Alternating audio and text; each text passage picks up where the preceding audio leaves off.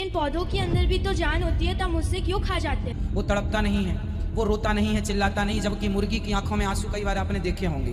मुर्गी भी रोती है तो उनकी आंखों में आंसू है, मुर्गी के अंदर खून है। बिस्मिल्लाहिर्रहमानिर्रहीम, अस्सलाम वालेकुम।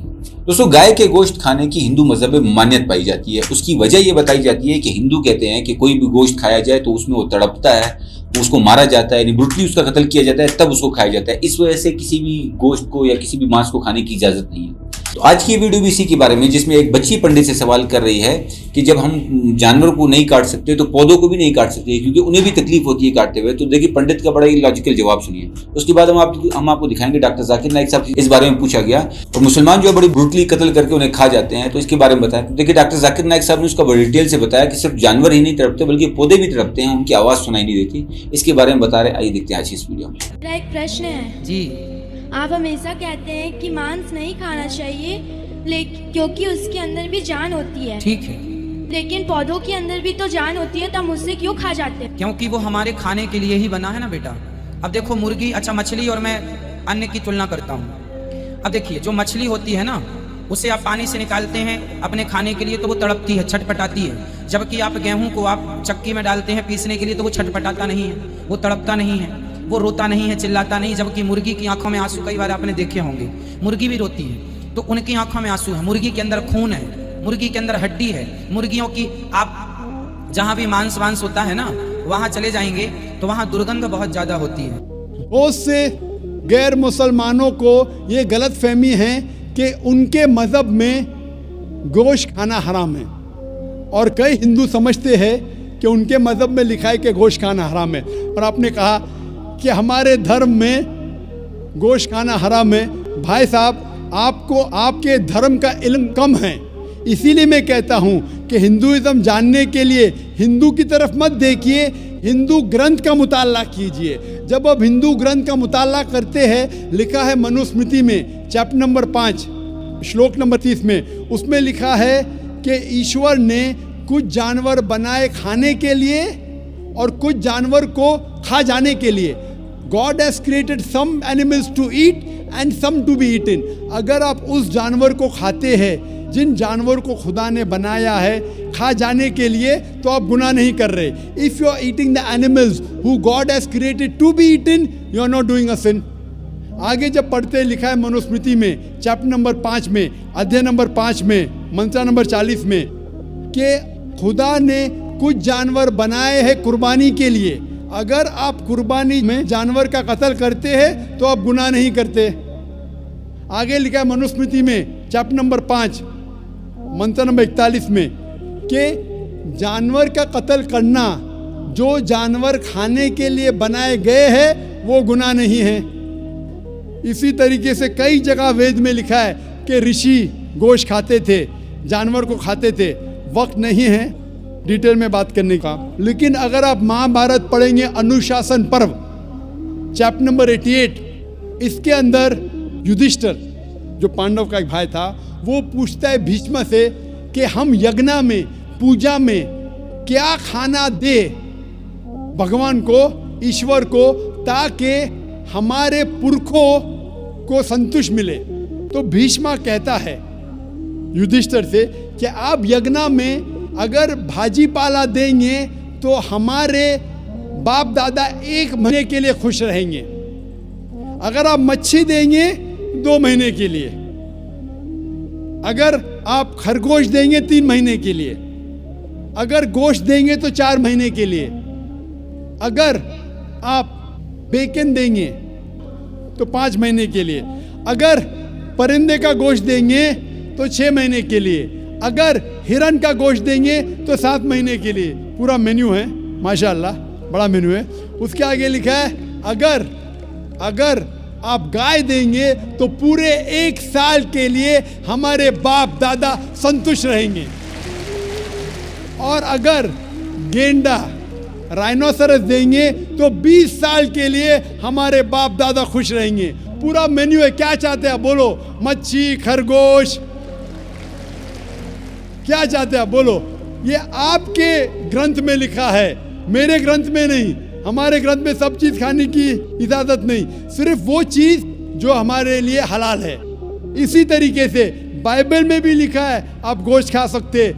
अक्सर धर्म की किताबों में लिखा है कि आप गोश्त खा सकते हैं। आप मेरा अगर एक डिबेट देखेंगे जिसका मौजू था is eating non vegetarian food permitted और prohibited for a human being, क्या इंसान के लिए गोश्त खाना हलाल है या हराम है।